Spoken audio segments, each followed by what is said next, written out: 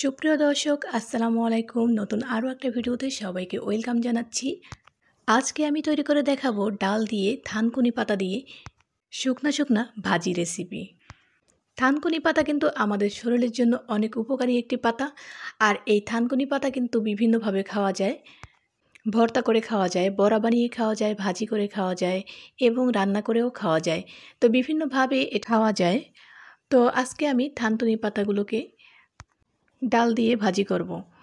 তো নিয়ে নিয়েছি এখানে থানকুনি পাতা, আর এখানে আমি 1 কাপ পরিমাণের ডাল নিয়েছি। তো ডালটা একটুখানি ভিজিয়ে রাখবো, আমি আধা ঘন্টার মতন ডালটাকে ভিজিয়ে রাখবো।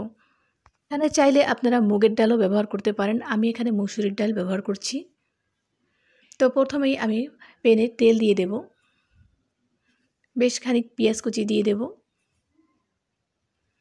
পেঁয়াজের মধ্যে আমি এখন রসুন কুচি দিয়ে দেব আর ফালি করে রাখা কাঁচামরিচ দিয়ে দেব। তো এগুলোকে একটুখানি ভেজে নেব।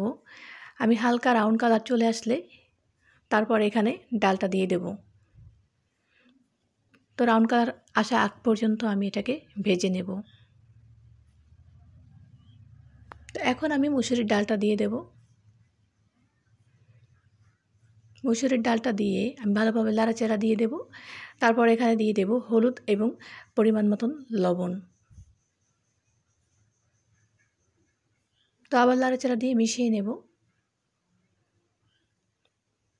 তো থানকুনি পাতাটাকে আমি কিন্তু রান্না করার আগে ধুয়ে তারপরে কেটে নিয়েছি।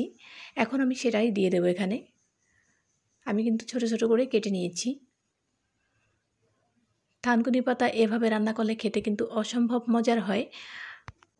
এই ভাজিটা কিন্তু আমাদের বাসার সবাই অনেক খুব পছন্দ করে। আর আপনারা যারা এখনও ট্রাই করেননি তারাও ট্রাই করে দেখতে পারেন, খুবই মজা হয় এই ভাজিটা। আমি হালকা একটু পানি দিয়ে দিলাম যেহেতু আমি এটা শুকনো শুকনো ভাজি করব।